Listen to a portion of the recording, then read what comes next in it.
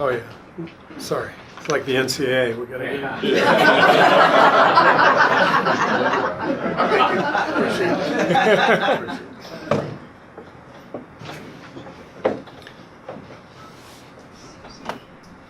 Steve, you won 10 of your last 11 games here against the Clippers. Can you comment on that and why you guys have had so much success here?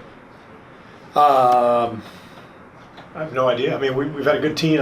Obviously, we've won an awful lot in at the risk of sounding, less than humble. We've won a lot in most arenas the last few years. We've had great records, so I don't think there's anything special to it.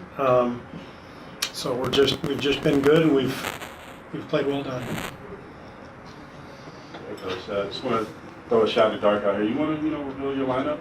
I'm sorry? You want to reveal your lineup? No, thanks. Okay. All right. Sure. Thanks for asking.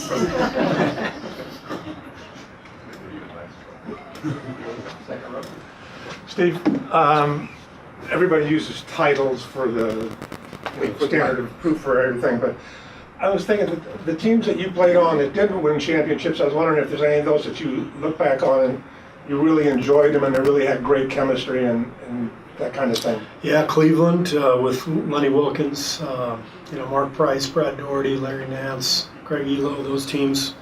They were great teams, really fun to play in, and kept running into the Bulls. And I think I was there 3.5 years and thoroughly enjoyed playing for that team. We made the conference finals, I think my last year, but that was a great group, and I think there are a lot of teams like that. There's a lot of teams in the history of the game that have put something really special together, but maybe they haven't been recognized because they didn't win a title.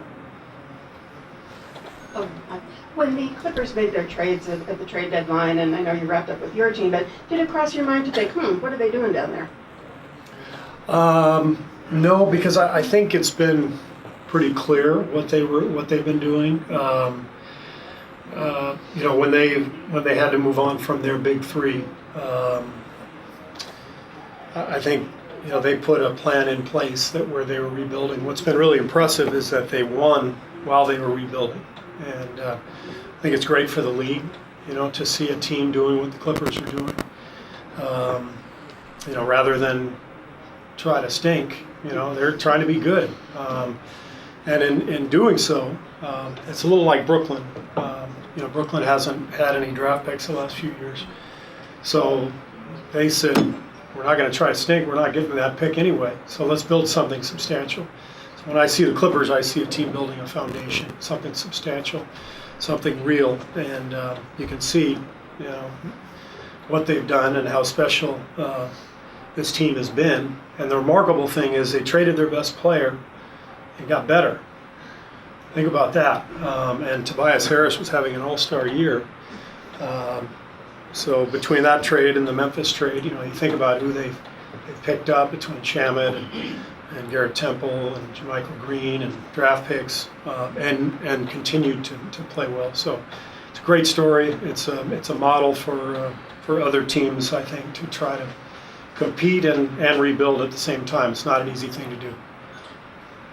Coach, can you talk about, as far as the vibe, as far as your team after that loss and go to the state, what's your team's energy like, and what's it going to take for you guys to, come out victorious? The energy's good. I think our guys admitted it. We probably, a little bit, I don't know what the right word is. We were probably, taking things for granted a little bit the other night. We didn't come out with the edge that we needed, and we know that it's going to take a lot better effort. So our guys are excited to play. We've been doing this for a while, and they've been in a lot of different situations in the playoffs, and they've always responded well. So I have a good feeling about the way we'll play tonight, and we'll see what happens. What about as far as the performance by Lou Williams when he took over that fourth quarter and you tried to stop it, but it was just unstoppable? It was pretty good. Would you like me to expound on that? I was curious. I didn't know if you were surprised, shocked, or No, did the same thing in game 2. He's been doing the same thing for years, so we know what he's capable of. Hey, Coach. In 2014, the Clippers and Warriors had such an intense playoff rivalry. all those Clippers are gone and almost all the same Warriors starters are here. When they come here, do they still have that sense of rivalry, or is it just this is a new team and new identity? We don't care about that. I think it's the latter. I mean, I wasn't here, so I can't really comment on what it felt like back then or what these guys feel like now. You can ask them how they feel, but feels like a different time, different era to me. Hi, I'm Annika from Swedish Radio, so you know I'm going to ask about the Red Bull. But before that, I wanted to ask, everyone seems surprised there's a Game 6. Are you surprised that the series has come to this?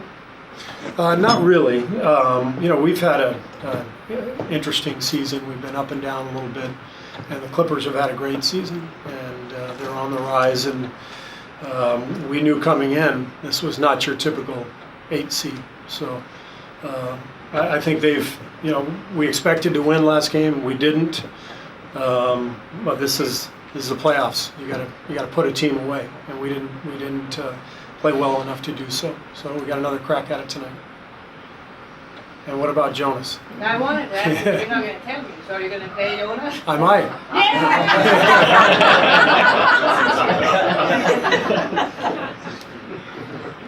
Steve, over here. Do you think the Warriors have gained a different perspective of this rebuilding Clippers team? Maybe gained a new respect for exactly how capable they are? Did I ever tell you look like Scott Burrell? Yes. Yes. My old teammate. I double take. I was like, what's Scott doing? Anyway, I'm sorry. What's your name? University of Connecticut. I'm Jared Horton. Jared.